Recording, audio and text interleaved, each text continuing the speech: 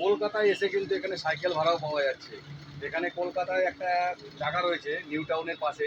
তো এখানে কিন্তু আসলে তোমরা সাইকেল ভাড়া করতে পারবে। এখানে দেখো লিস্ট দেওয়া রয়েছে এখানে। মানে 30 মিনিটে কত পয়সা বা 1 ঘন্টা থেকে 2 ঘন্টা কত টাকা, এগুলো টোটালটা কিন্তু এখানে রয়েছে। এখানে একটা অ্যাপ আছে, এই অ্যাপটা ডাউনলোড করতে হবে এবং এখান থেকে তারপরে কিন্তু তোমরা একটা কোড স্ক্যান করার পরে এই যে সাইকেলগুলো তোমরা দেখছো, এই সাইকেলগুলো কিন্তু তোমরা এখান থেকে নিয়ে তোমরা চালাতে পারবে এবং অটোমেটিক। এখানে কিন্তু কোনো লোক নেই, কিন্তু এখানে শুধু সাইকেলগুলো রাখা রয়েছে। আর এখানে দেখো জায়গাটা, পুরো টোটাল জায়গাটা দেখতে পাচ্ছ তোমরা, এখানে কিন্তু ফাঁকা। এখানে মোটামুটি 10-12টা মতন সাইকেল রাখা আছে।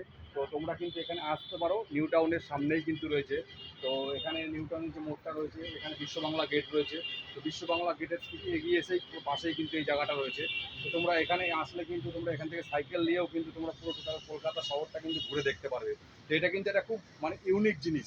তো সেটাই তোমাদেরকে আমি দেখাচ্ছি, দেখো। তো এখানে সাইকেল নিয়ে ঘোরো, পুরো টোটাল কলকাতা দেখো।